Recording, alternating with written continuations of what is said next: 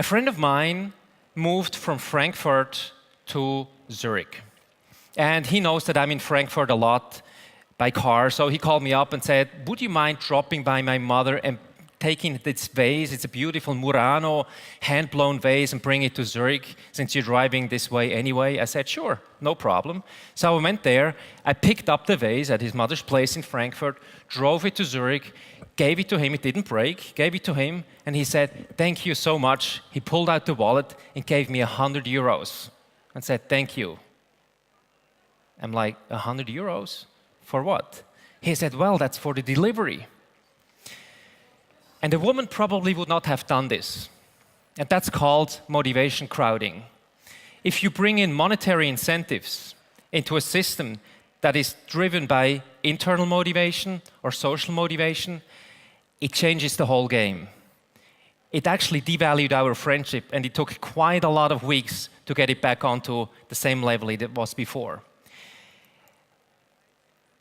People who run baby care centers know this.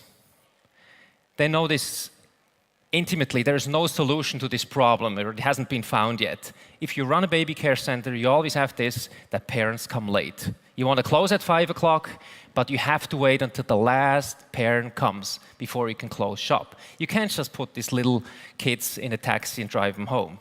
So you have to wait until the last person comes. How do we usually solve this problem as a society?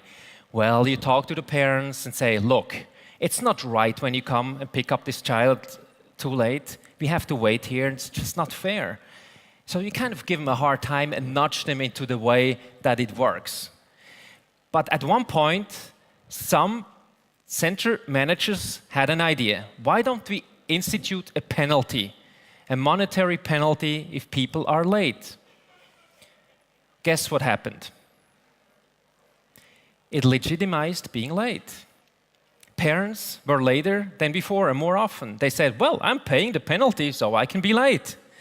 And you see that, again, that's motivation crowding. It crowded out the internal and social pressures, the internal and social motivation by instituting a monetary policy, a monetary incentive. And that's the crowding out effect.